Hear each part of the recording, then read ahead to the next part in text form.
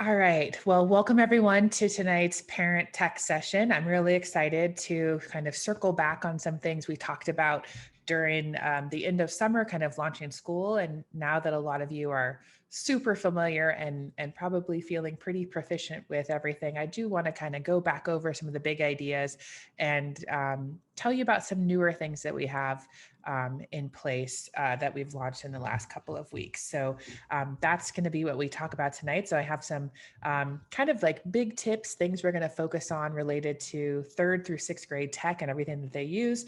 And then we're also going to, I'm going to give you some homework. So you have kind of takeaway items, action items of things to do to make use of everything that I'm teaching you tonight. So let me share my screen so we can go over this doc, and I'll just make sure you know what content we're covering, and you can decide if, if this is hopefully what you signed up for, so you have a sense of what we're going to be talking about tonight. And then we'll save some time for Q&A. So you'll have a chance to be able to ask questions. We can do that live where I can allow you to speak, or you can post in the chat. So let's start with some housekeeping. On your screen, make sure you know where the chat box is so you can post questions there. And so I may ask a question or you can ask questions there. And then you have, let me repost the link in the chat in case somebody came in while I was just getting that up. There we go. So a few more of you can get access to it. And let's go over the topic for tonight. Let me just make this a little bit bigger. Zoom in a bit. So I use Google Docs to make this guide tonight, and hopefully that's a little bit clear.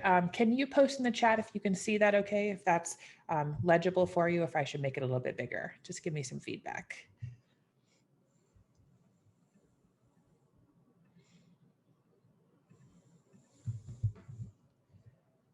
Looking okay? Perfect, thank you. Thanks, Marian. Thanks, Rachel. Thanks, Kevin. Awesome, just what I needed. Okay. All right, so tonight's topics, I want to make sure you know, and I'm sure you're familiar, but we'll just start as a baseline, make sure we know about ClassLink and cover any of the resources that are in there. I've got some tips for you on Google Classroom, something that's really going to help. We'll talk a little bit about Gmail, a couple notes about Google Drive. I want to demo paper.co, and this is our tutoring app that I really want to make sure our upper elementary families really know about. We have GoGuardian for home. So this is going to help with some filtering options. And so you can kind of control the internet in your house with this tool. I think this is going to be really great for you. We'll talk a little bit about extensions. And then my last item is a troubleshooting guide for you related to connection issues. And then on the last page, this is a kind of a summary of the big ideas I'm going to put forth. So you'll be able to kind of take those and put those into action. Okay, so can I get in the chat a 1, 2, or 3 to let me know your familiarity with ClassLink? So a 1 would be, I'm not all that familiar. 3 would be, I'm a pro with ClassLink. So between 1, 2, and 3, what's your comfort level? 1's not so much, 3, I'm a pro. Oh, great, thanks everyone. Perfect. Okay, so let me give you a quick tour. What I like to make sure everybody knows is that if you go to any school website, I'm going to pick PCR Panthers, that popped up. Right here, we have this cloud, and this is for the students to get straight to ClassLink. The other thing we did is that any student that's using a Chromebook, when they're logged in, I don't have it here because this is my Mac, but there's a little home button right here. If the kids click on that on their Chromebook, the home button will take them right to their school website. So we put that in just last week. It was a student request actually. Okay, so if I click on ClassLink, it's going to ask me to sign in. And since I'm signed in with a demo account, that one's already popping up here, ready for me. So this is showing me all the things in ClassLink, and imagine just a place that's storing all the kids' passwords and the way that they get to all their stuff. So we have this curated by different grade levels, so they'll see things specific to them. So we have Accelerated Reader, Brain Pop, Dreambox. So all of these things are different tools for the kids to use. McGraw-Hill, this one is for math for 3rd through 5th grade. And then for ELA, this is the one right here. This is, I'm sorry, this is ELA for 3rd through 5th grade also. And then this one here is for our 6th graders for math and ELA. So they're my HRW. And we kind of try to have them labeled, but the kids most often know what these are, but that's important. And then for science, they have STEM scopes. All of these should just work by them clicking through. If there are ever any issues, it's usually related to them not being signed into Google correctly. And so that's one note I have for you, is just make sure that they go into Chrome and they're signed in. On a Chromebook, this works pretty easily. And then they have IXL for math practice. They also have one called Dreambox for math practice. And so these are all the things, the different things that kids can use for all of their work. You can also go up here to the plus button and they can add, we have some more in the library. There's other things that they can add.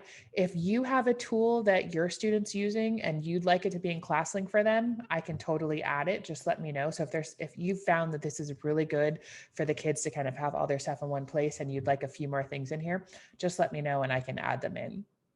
A future innovation that we're hoping to do is to make a version of this for parents. So that way all your school related stuff would be in one place for you as well. So that's something that's on our roadmap to roll out. So we're looking at that. Hopefully next summer we can put something like that together. So again, ClassLink is great for the kids. They can customize their background. They can change their little login character. Again, it's all the stuff related to their school work. So that's what's great about ClassLink. And again, there are directions here. If for some reason something's not working, sometimes kids have installed an extension and you just have to delete that so they can get back to their work. And I'm just going to pause for a second because I noticed a few more people came in and I'm going to post this doc in the chat so everybody can have access to it. So if you're just joining us, I see a few more people joined. You can go ahead and follow along here. Okay, so just summing up, again, ClassLink is available. You just go to any school website, click here. It will launch this window here for you and the kids will be able to see all their stuff. If you're noticing something's not working, if a particular app you need, for example, Dreambox, maybe you need the password and username, you'll just go, you would just go to help.lcusd.net, put in a ticket, and then we'll send you that info pretty quickly. Also, the teachers, a lot of them know the usernames and passwords, and you can ask them.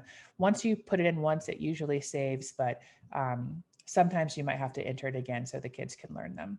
Oh, and Typing Club. This is a great one. Again, something the kids can be working on anytime, practicing their typing proficiencies. I know that our computer lab specialists sometimes are assigning homework related to this, but encourage your students to go in and work on their typing. I think that's a good use of time. Okay, so ClassLink, again, that's our hub for everything. When we have new apps, we try to put everything there so kids can really start their day with ClassLink. Oh, we also have all the Google apps. Everything is kind of linked right here for them too. So it's really, we're trying to make one place for them to get to everything. And I do want to apologize. We didn't get everything set up as fast as we normally do at the beginning of the year. But it just due to the late scheduling, we really only had one day to set up and it kind of takes us usually a month to get everything ready, which it ended up taking, but it should be all running now for you. Okay, so that's ClassLink. So that again is just the main thing I really want to make sure everybody knows. And I gave you a tour. So the note that I have here for you are about extensions. So this is something that I was going to cover. I have it a little bit below, but it's worth mentioning now because this causes a lot of problems for our kids. They go into the Google Chrome store and they find some really fun game or something to play, but it ends up sometimes causing conflicts to signing in. So to fix that, the students would click here on this puzzle piece, and this is on all their computers, and whatever computer they're using. If they're in Chrome, they should see this, and it'll show you what extensions are connected. So this is a great place to go to troubleshoot. So what you would see is some of them are, I'm going to click here on Manage Extensions. Some of them will have a little building by them, this little icon here. Let me make that a little bit bigger for you. Here. So this little building means that the district has pushed out this extension. So this is officially school sanctioned and the kids can't really turn it off. So we have things like that on. You might find things like a fun font or other things that they've added. And those sometimes cause problems when they're trying to sign into ClassLink. It can even do things like make the internet not work. It could make it look like you have malware or something kind of going crazy in your computer. So what we try to tell the kids to do is just turn those extensions off or even delete them if you're not sure what they are. And then usually everything starts working on your Chromebook. It is probably, other than signing into Chrome, that is the number one thing we do to fix problems for the kids is managing their extensions. So I want to make sure you know how to do that. And it's a fine line that we have because a lot of the Chromebooks are purchased by you, the parents. So we could turn off the Chrome Web Store, but that kind of is, again, a fine line since a lot of them are parent owned. We want to make sure the kids have access to their personal devices, but it can cause a little bit of a conflict. So just know that I just want to make sure you know that that's there. We do have a way, for example, if you have a student that just can't handle the Chrome Web Store and perhaps they keep downloading games and you've told them not to, we have a way to put them in a special group that restricts them from having access. So again, that can be by request. We try to, we try to do everything by education first and make sure the students get a chance to kind of self-correct. But I recognize sometimes they're just too little or they just don't have those kind of can manage their self-control quite yet. So we definitely have ways to help you with that. So if you notice extensions are not working for your household, just let us know and we can help you.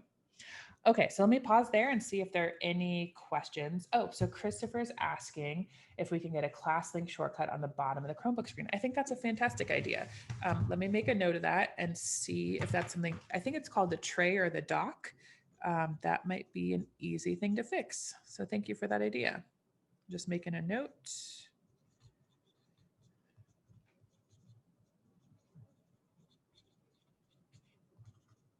Got it. Okay, thank you for that. So just as Chris kind of modeled there for me, so thank you for being so great with that question. If you think of ideas or innovations or things for improvement, just post them in the chat, or if you think of them later, you can always send me a note. Okay, so let's look at the next big one. So Google Classroom. I'm sure a lot of you have been helping your students with this or learning about this. So just with this topic as well, can I get a familiarity check? So if you have helped your student with Google Classroom, I've seen a lot of it, can you please mark 3 in the chat? Or if you're still kind of brand new, please put a 1. So post your response in the chat. Oh, so many 3s, that's great. A couple 1s, totally fine. All right, so a lot more pros on this. Okay, thank you. That's really, really helpful. So for our families who are saying that you are brand new to Google Classroom, I have a specific guide for this, a video that I've done just all on Google Classroom. But there are a couple of things that I want to point out just for everybody that I think will be new knowledge. So when we look at, let me open up Google Classroom. Oops, went to ClassLink again.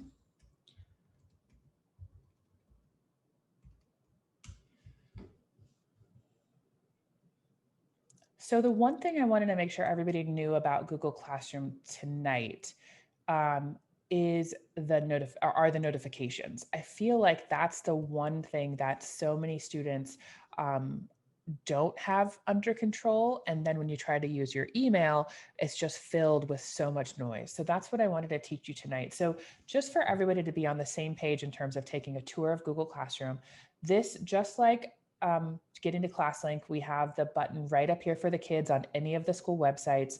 But essentially, if you just type in Google Classroom into search, it pops right up, but the kids can access it through this link. And then it's going to take you, usually when you first log in, you're going to see all of this. And so this year for our students, you probably have your art, you might have music, PE, there's a lot of Google Classrooms in here. And then their particular classes. So for me, I have, this is a high school math group that I'm a part of. I was troubleshooting with Mrs. Fueling at LCE, and then there are a couple that I run here. So if I look at my Google Classroom here, this is the basic layout that's the same in all of them.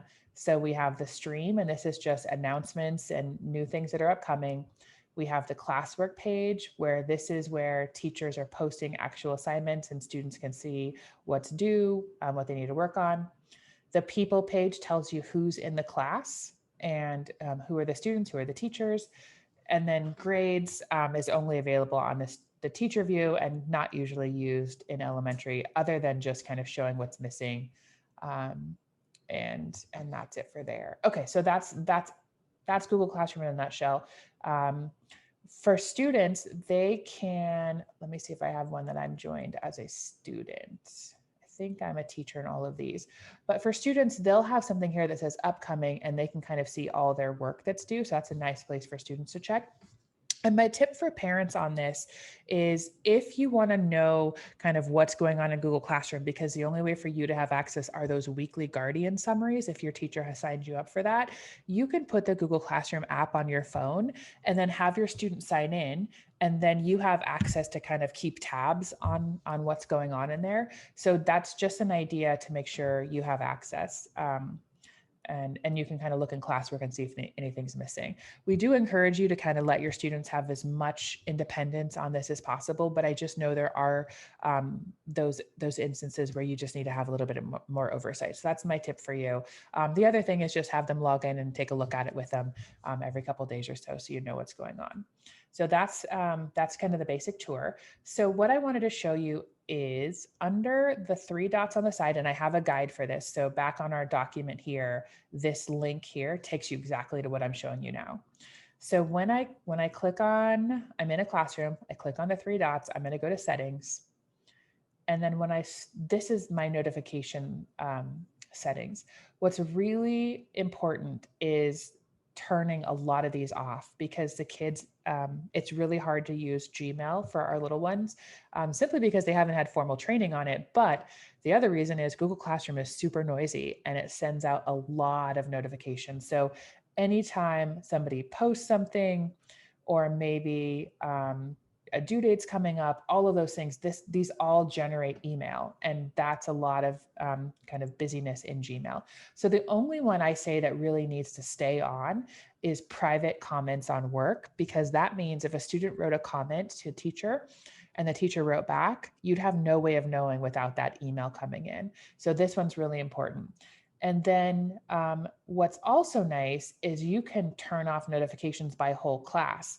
So if I don't want to get anything from these, I can toggle the whole class off. So this might be helpful for some of the specials where it's not as necessary to get the assignment notifications, because the kids check on the certain days by using the website. Again, whatever the circumstance is, you can really customize this. So again, the one I really recommend is having private comments on work. And you could also have when it's time to get something like the due date reminder. Maybe that's a great one to have as an email if the kids are checking their email. But again, it's best to kind of thin it out a little bit, and then their email is more manageable. So that's my note for you on Google Classroom. And then I also wanted to mention that there are, as I said previously, there are Guardian summaries. So this is something that, again, depending on the teacher, they can add your email address here, and then you would get a weekly summary from Google. So that's something, again, to talk to the specific teacher about. And just checking questions. So Michelle, yes, Michelle's question is great. You can add, if you're using Google Chrome on your home computer, you can add multiple people into the browser here. So then you can toggle between your student's account and your account. And that's a nice way to kind of keep track of everything. So that's a great suggestion. Thank you so much for that. We actually might make maybe we can make a parent guide specifically on that for supporting home instruction. We do it now for troubleshooting, but I like that angle. So thanks for that suggestion, Michelle. So again, Google Classroom summaries will come out once a week, and teachers can sign you up for those if you're not getting those now. So that's something to think about. So on that topic, let's talk about Gmail, because again, this is where the kids, in order to kind of connect with their teachers, sometimes it's really nice to be able to send an email, or a teacher sending an email to the students and they're kind of telling them a summary of the week. This is a lot more used this year than ever before. So reminders, only 3rd through 6th grade teachers can send to the students right now. Again, we have that as for security reasons, to kind of keep them in a little bubble. We are kind of taking under advisement that some parents would find it super helpful to be able to email their kids. And I just wanted to kind of go on record with the little bit of why we haven't done this as quickly as maybe some of you have wanted. So we would have to manually add every parent's email address that we have on file into our domain, and then you would be able to send to any student. We can restrict that, for example, to have only third grade parents added to the third grade email list.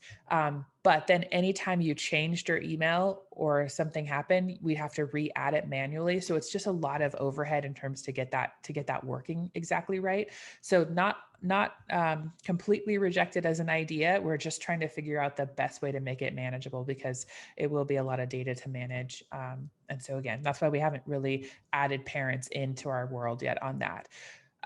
But my specific note for you tonight is about helping your students write great email. So I wanted to tell you a little story about some students that I had. I used to teach at the high school. I taught English there for 5 years, and I had some students who wrote amazing emails. And I remember one day I talked to them about how important it was when you're writing an email to a teacher to be respectful, to be clear in your request, just the basics, ins and outs of writing a good email. And I had a student who went off to college, and she came back and visited me, and she said that she was trying to add a class. And the class was full. The teacher said, under no circumstances am I adding anybody else. And this student wrote the teacher an email, and he actually let her in the class because he said he really appreciated the tone of her email and how well written it was. And I was like, oh my gosh, there's proof. Like, a really good, well-written email can make all the difference in the world. So we have students sometimes who send in emails, and they're very demanding, and it's just because sometimes in the world that they interact in, texts are short and to the point. You don't really worry about tone. It's just, you're sending a message to a friend. So they don't have a lot of practice with that formal writing to a teacher through email. So it's really important to have that conversation. It makes all the difference in the world. Getting a friendly email versus a demanding email can totally change the day. For fun, for parents, I have this called the email charter. It's worth taking a look at. I don't think it's 100% kid friendly, but it does really tell you, and I think it will be tips for you about email, just about ways to write great email. So there's 10 ideas. I think it's fun for all adults to read. But really, really good tips. My big note here is just be clear, be respectful, be polite. So have a chat with your kids about how to write a good email, because it will make all the difference in the world. So in Gmail, my homework for all of you is that you will look at your students' Gmail accounts with them. And this is what I wanted you to see. Let me change what I'm sharing right now so you can see how busy the Gmail gets with Google Classroom notifications. Okay, let me make this a little bit larger.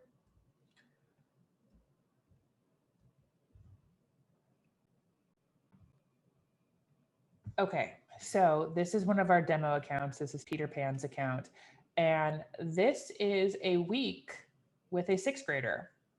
See all the emails coming in from one Google Classroom account. So that's why it's so important to get those notifications set correctly. So again, as long as the students know that this is all coming in and they can then find the email that's important, great. But for me, this would be so much to manage as a little kid. I wouldn't even check my email because I'm getting so many. So set up those notifications. There also are ways to filter. So you could have all of this just move into a folder so it's there for you. So again, if you're interested in that, then you want to look up Gmail filters and watch a little lesson on that and get that set up. That's an awesome thing to do. I have it set up in mine. But again, the easier route is going through Classroom and just configuring notifications. Okay, so let me pause there. I think there was something in the chat. And let's take a look. Yes. So thanks, Daphne, for that question. So the email addresses the kids will have throughout their whole career. It's the My LCUSD. So that's the one they'll have forever. Their email address is typically first name, first initial, last name, and then the year they're going to graduate, which is pretty staggering considering we set up some TK accounts this year, and they're graduating in I think 34 or 35. That was pretty crazy to kind of create that. So yeah, it's their email address has their grad year in it. Sometimes their birthday if they have a name twin. So that's what those numbers are. So that's their Gmail. Thank you for that question. So it's important to note that their kids' school login is their school Google account, their My LCUSD account. So thank you for that question. So let me pause there. Questions or comments about Classroom or Gmail? I've covered a lot in our first 20 minutes together. And Yvonne has a question. Hold on one second. Let me give you permission.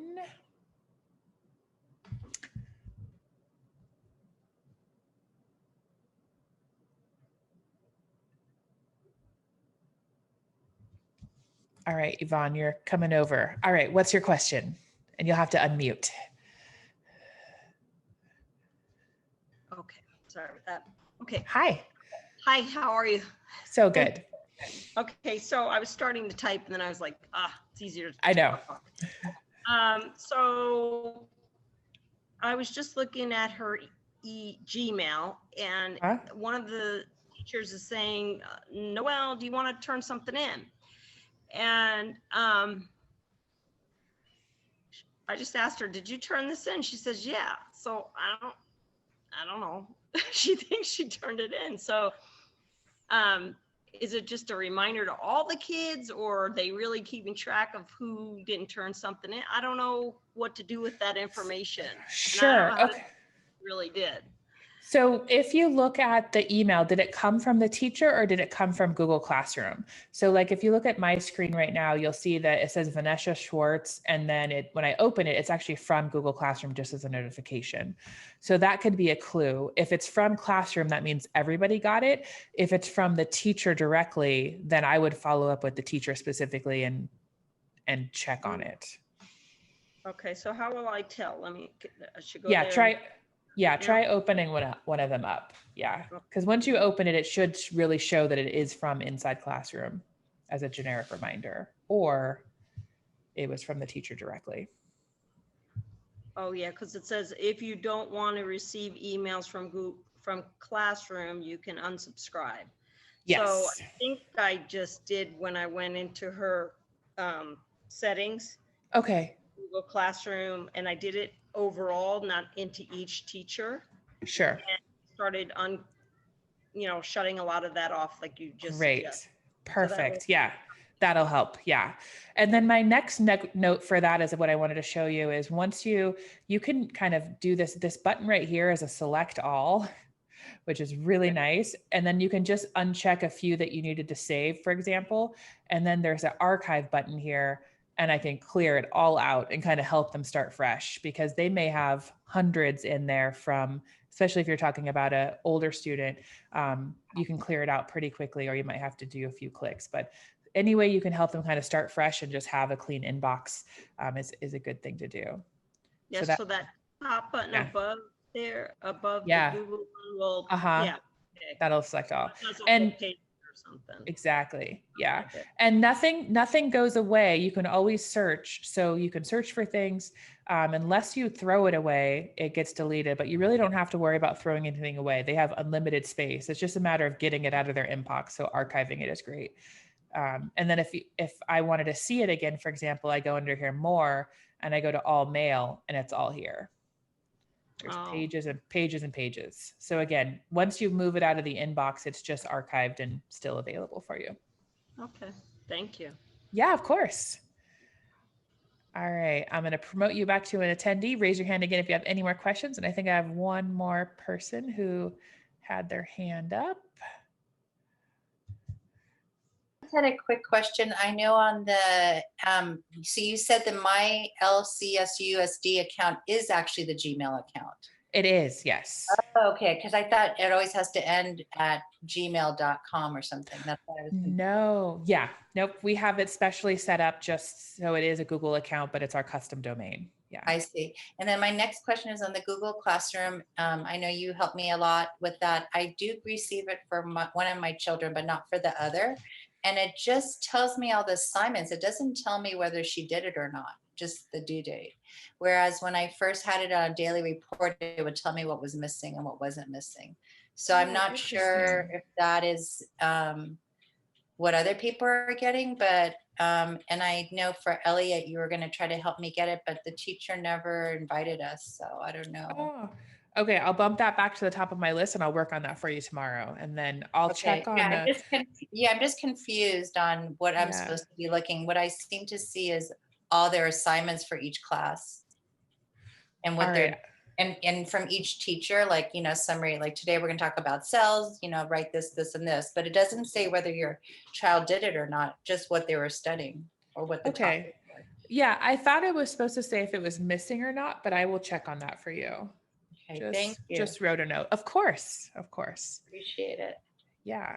Okay. And then in terms of the email, one last thing is like, I'm afraid like if we turn off the notifications, what if the teacher is trying to get used to, I mean, trying to tell the student, you know, our students something, like, how do we know what, you know, I'd be hesitant, like maybe that is a reminder, that's how she's communicating with them, or you're saying she's communicating just through their class link stream thing that you showed us in the beginning?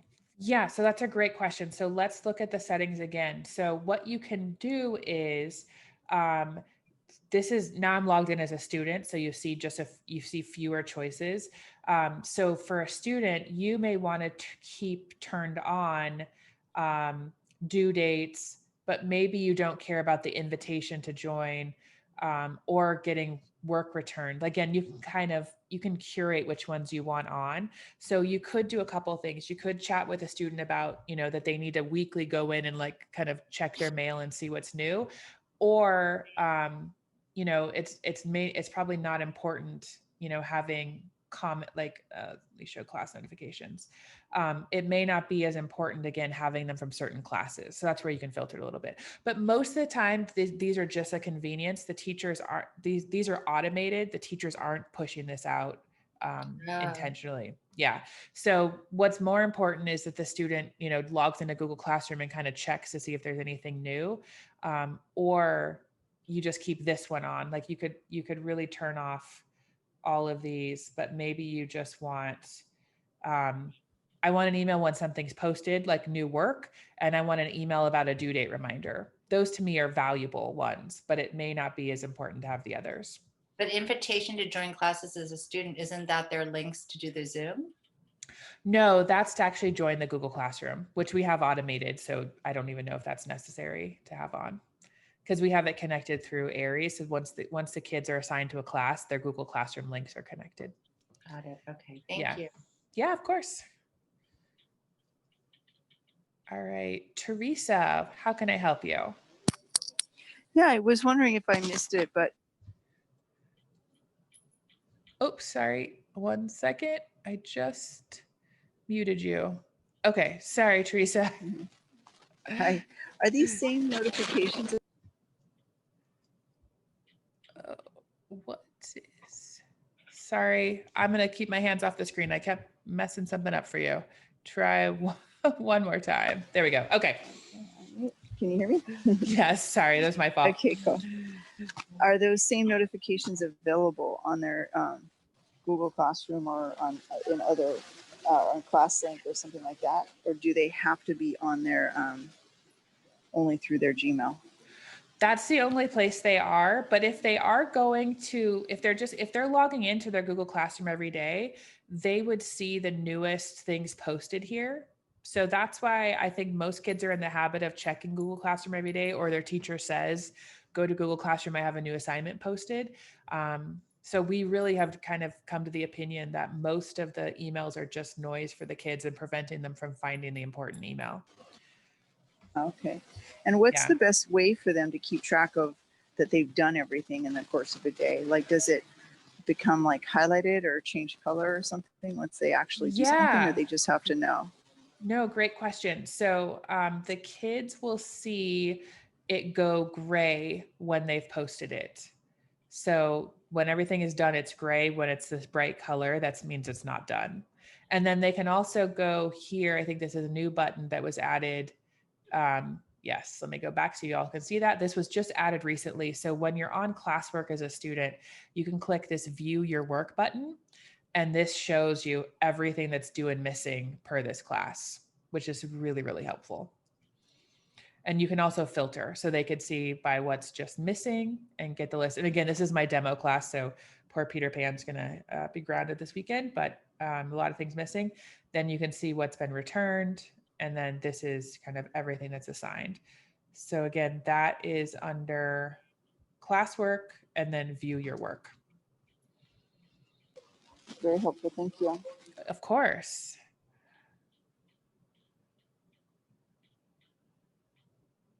Okay, great. Thank you for those questions and thanks for jumping in.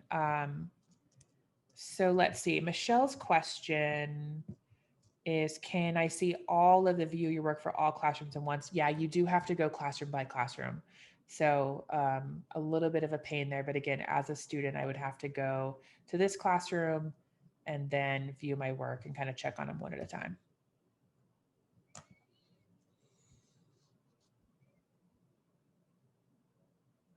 I think, oh yeah, this is another good tip. So for calendar, so this is again, when I'm on the main screen, I click the three dots and I go to calendar, this would show you this week, kind of everything that's due. And so since only one class, I'm connected to Mrs. Fewling's class. Again, I see work there. And if I went back in time, so this is again, another great way to just kind of get a quick overview of what's due. And this would show all classes. So that might help, Michelle, with your question in terms of just seeing what's due this week, but it doesn't really show what's missing. Oh, and oh, I see what you're saying. Oh, maybe this is new here. Yes. Oh, super cool. Again, Google makes awesome updates. Thanks for teaching me this, Michelle. Okay, so what Michelle just discovered, let me show everybody, is she was asking, can we see everything in one place? And yes. So when I click on classes, I'm right here and I see this to-do list. This takes me to everything for all my classes. That is pretty darn amazing. I need to make sure I get this out to teachers so they know this is here and they can show their students. That is really cool. Thank you.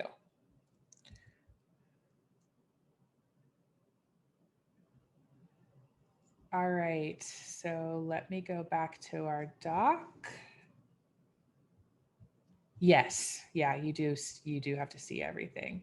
So you have to kind of change. Michelle's noting that you have to kind of go back to these drop downs and maybe see, especially if teachers don't have due dates, you may have things missing. So something to watch for there. Great, thank you for that. That is fantastic. Okay, let me go back to my other screen so we can work through our list together.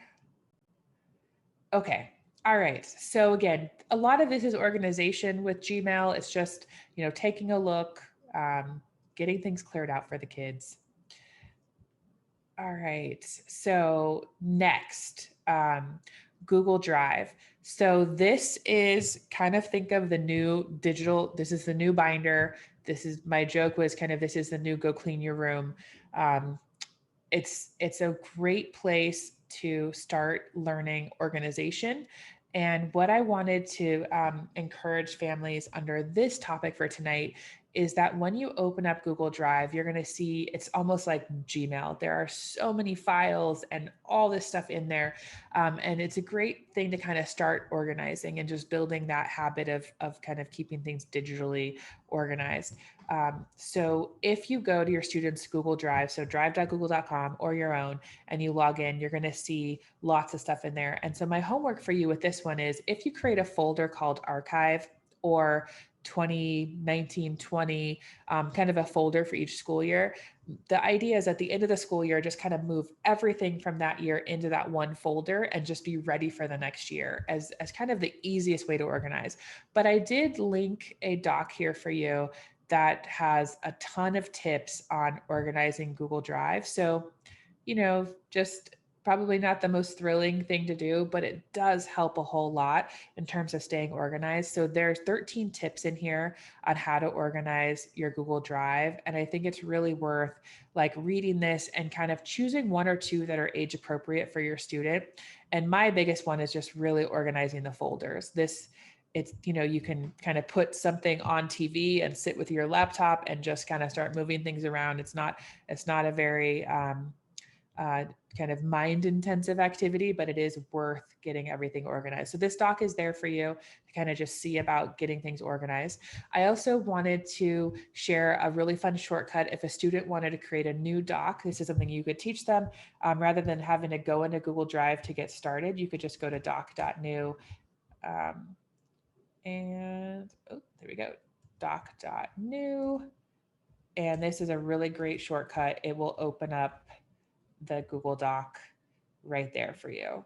So that's really easy. And then what I like to do when I'm working on the Google Doc, once I've got everything, once it loads in a second, you're going to see that there's a bar right here for organizing it. Test document. Once I name it, this right here is just a great habit to just put this where it belongs before I'm done with it. So I usually throw everything in my notes folder. That's kind of just like my kitchen drawer folder, and then it's ready to be organized. So Google Docs, Google Drive is super important as part of like everything in the world for the kids in terms of where all their stuff lives. It's also really great for search. So if you open up, let me show you a demo Google Drive page so I can show you one other quick tip on this. Okay, so here's my demo, Peter Pan's account. Let me go to Drive. And when you're kind of searching for things, there's a lot in here of things that aren't organized.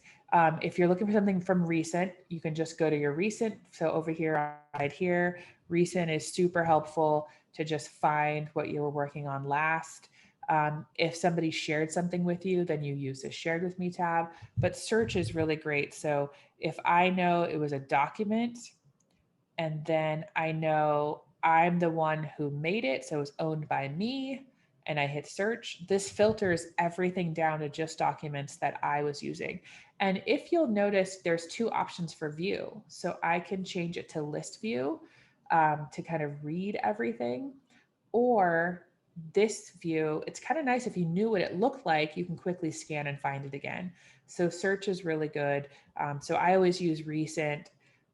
Another kind of cool tip for using Google Drive is if you're working on a document, and once this loads, see this star button here?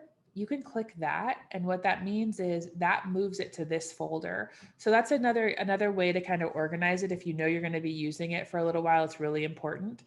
Teach your students to just click the star on it, and then they can find it again really fast in that starred folder. So that's one good tip. The bad thing is sometimes you start everything and then that folder's out of control. So my notes for everyone on this are create the archive folder. And this is where you can throw in all the old things. So if I change this to list view,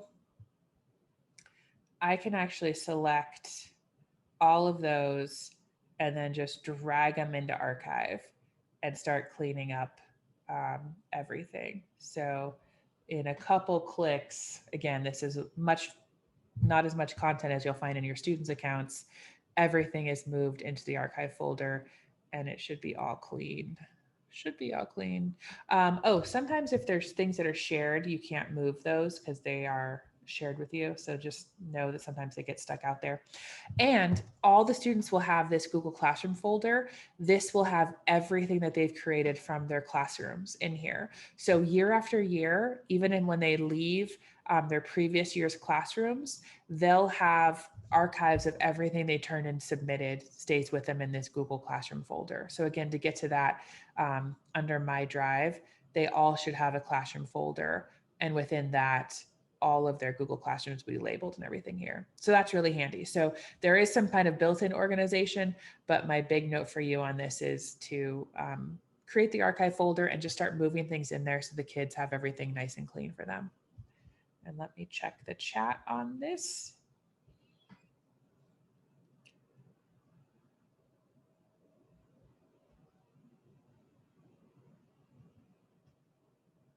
Oh, so I'm looking for Christopher's question is, you can't find the to-do list, on Google Classroom. Okay, maybe at the end you can, I can make you a guest on, and you can share your screen once I'm done recording, and we can find that together. So I'll be able to help you. Okay, so that is Google Drive. So again, it's one of those, set aside maybe 20 minutes 1 week and just take a look at it and try to clean things up a little bit.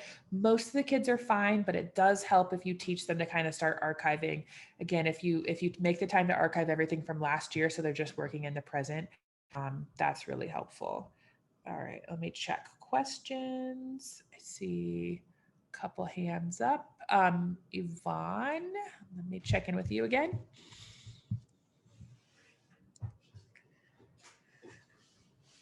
Hi. Hi. Okay, so I guess this is my confusion, and it could be per teacher, I'm not sure. But if my daughter turns in something onto Padlet,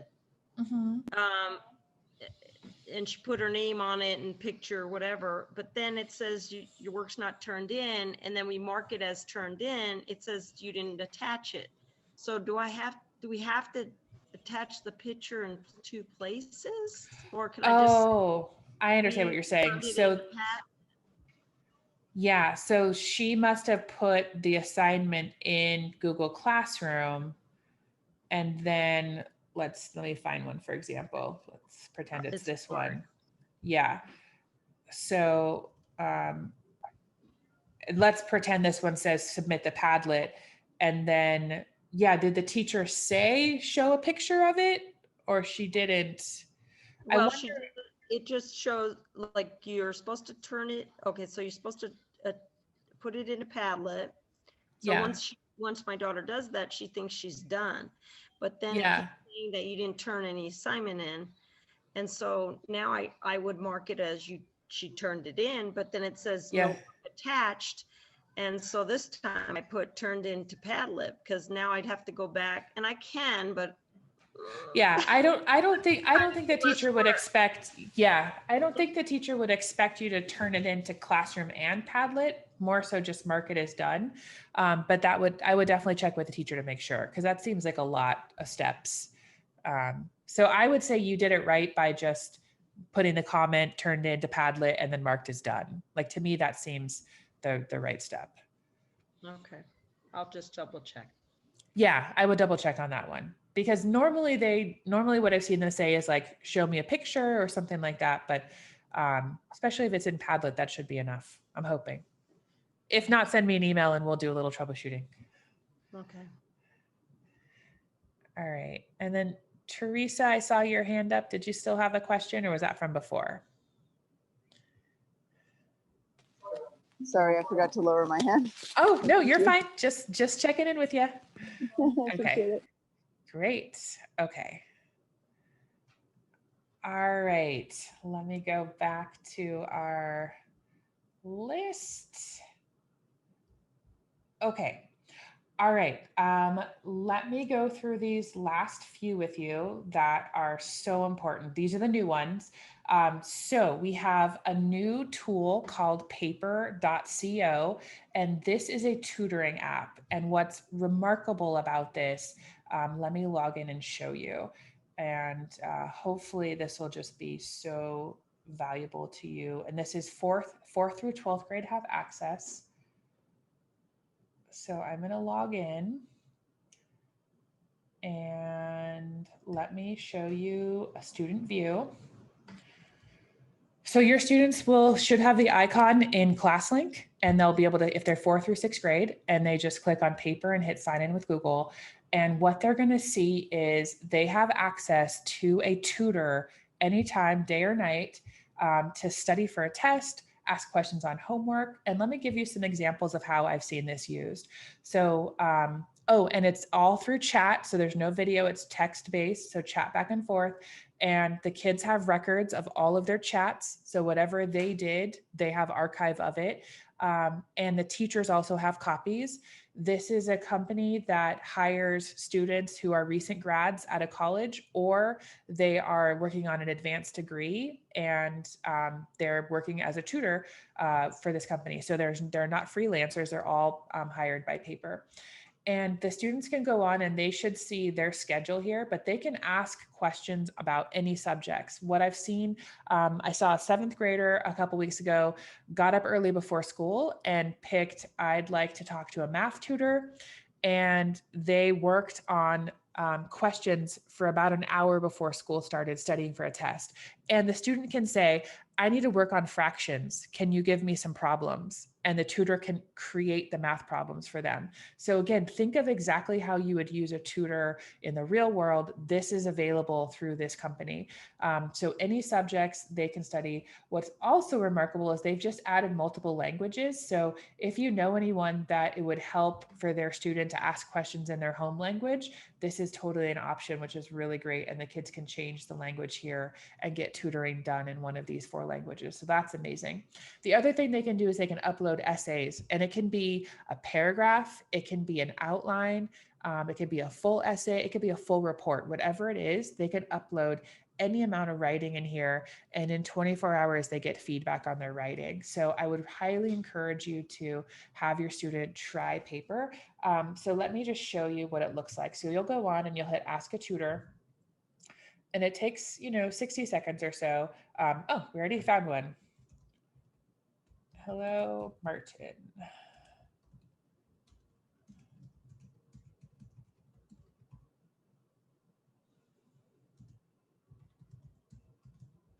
I'm going to ask him. So I said, hello, Martin, can I get help with nouns versus adjectives? Now, what I love about this is live. This is not anything pre-recorded. And so like you see how fast I open this up and I'm getting help. What they are trained in is the Socratic method. So they're not just giving away answers to the students. So it'll be really interesting to hear what he says. Most of the time they say things like, can you tell me a little bit about what you already know? Things like that. They try to prompt the kids to remember anything they have about the lesson.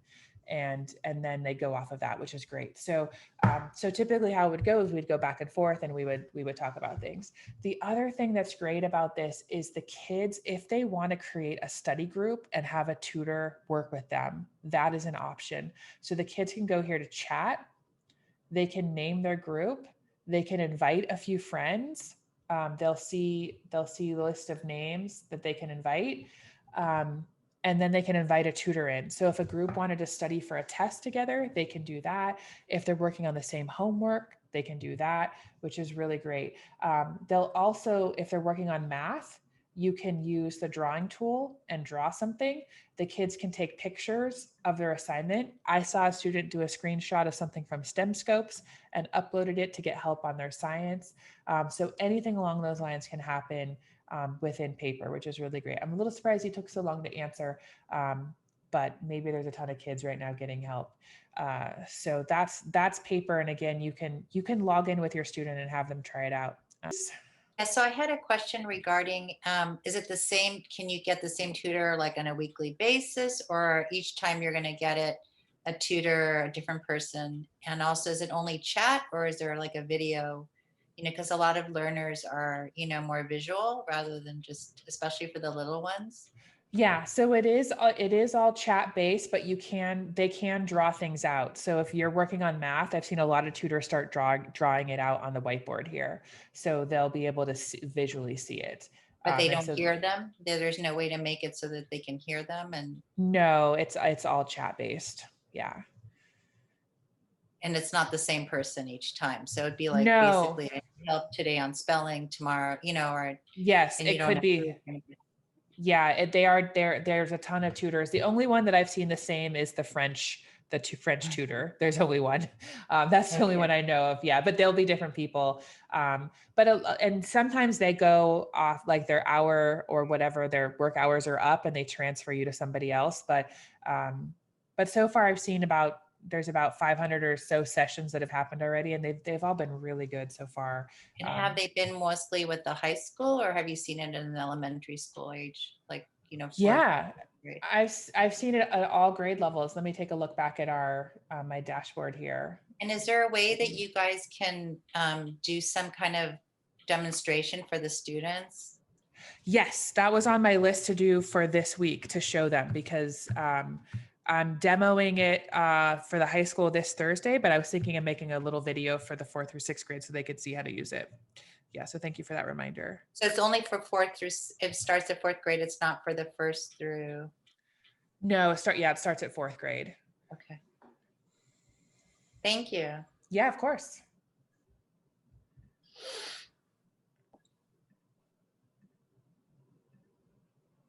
Okay, so please check that out, and I think you'll really see some value there for your kids. Last couple items as we're getting close to the end here. GoGuardian. So we have a tool that would allow you on your phone, and this again works. It's a brand new tool that works with the kids' school Google accounts. And it works really well if they're using a Chromebook and they're signed in to their Google account on the Chromebook, but it'll still work. Otherwise, it just won't always be 100%. It just works better in that sense. But this will allow you to see all of the web history for your students. And it gives you controls like turning off the internet for them or blocking certain websites. So this is an amazing tool that we've been waiting for it to develop a little bit more robustly, and they just launched a few new things. So again, if you want to have more control over seeing what your students are doing online and giving you some controls to what they're doing. So again, like pausing the internet or things like that, you're going to want to click on this guide, and this is how to request access to this app. It'll be on your phone. We sign you up. And it tells you, again, everything here, kind of how to do it. So you can set time limits for them. You can filter the internet. Again, it's brand new. It's kind of in a beta release, so it's not 100% awesome, but it's getting really good. We've had it out for a couple months, and we have about 20 parents piloting right now. And so I think I'm feeling a little more confident to let more parents have access. So if you want to have that resource, click on that, and then we can get you signed up there. Let me, Daphne, I saw you had a question, please. Yeah, I just had a quick question. So like on the Chromebooks, can they go on, I mean, we purchased our own, but are they able to just like watch YouTubes of anything right now, or do whatever they want, or are you guys controlling them? So when they're signed in with their school account, it does have filtering on it. But if you want us to help double check that that's working, we can do that. We can just make sure their Chromebook is managed and it's a little more restricted. And then this would be the next step for you to even block things more than we have blocked. I've noticed pop-ups, like ads coming up on Elliot's, like for different weird things. And I don't know if my husband took care of it, but I did. I don't know if that's something that just happens just because we bought it, or it's. So we can help. There's a really good extension that does some ad blocking, and then also kind of making sure that it's managed. We can definitely help you out. So I've got your note about Google Classroom, and then I'll just also follow up with you about checking to make sure they're managed. Okay, thank you so much. I appreciate it. Yeah, of course, not a problem. And last couple items, we talked about the Chrome book extension. So make sure you just double check that with your student, follow these directions. And again, this is a great way to troubleshoot if things just seem to be going crazy or not working. Check on that.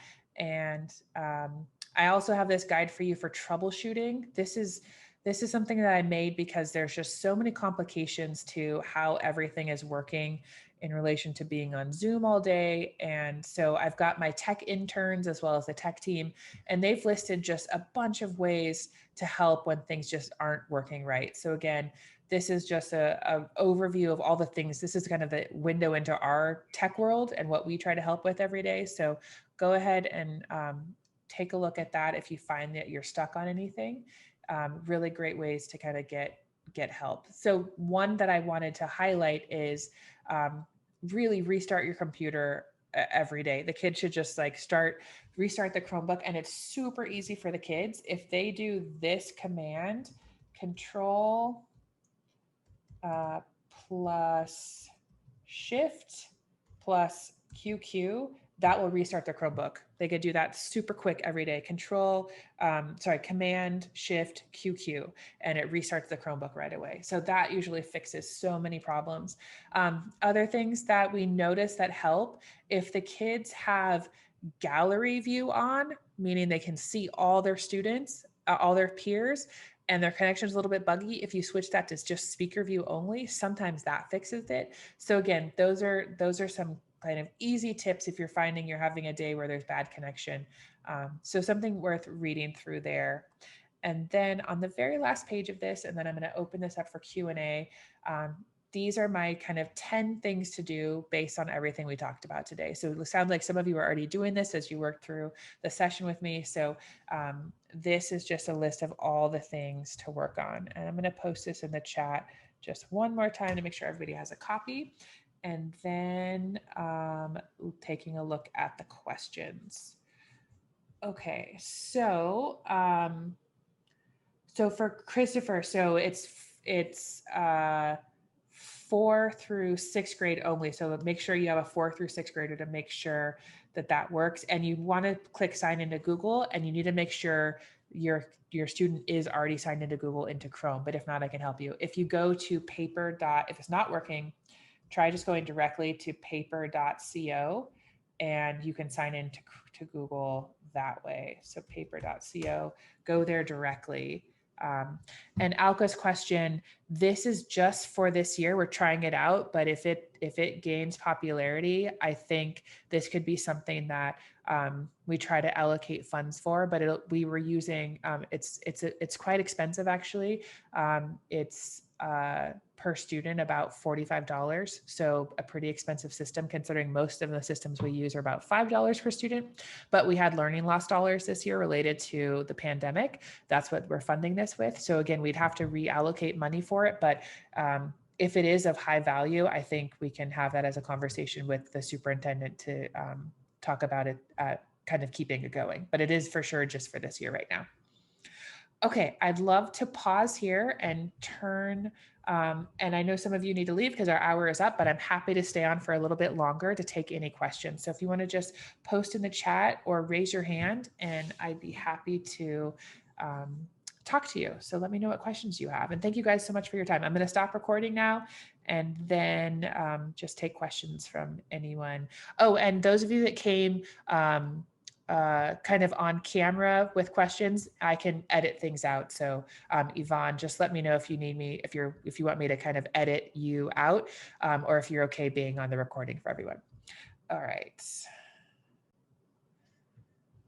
Great.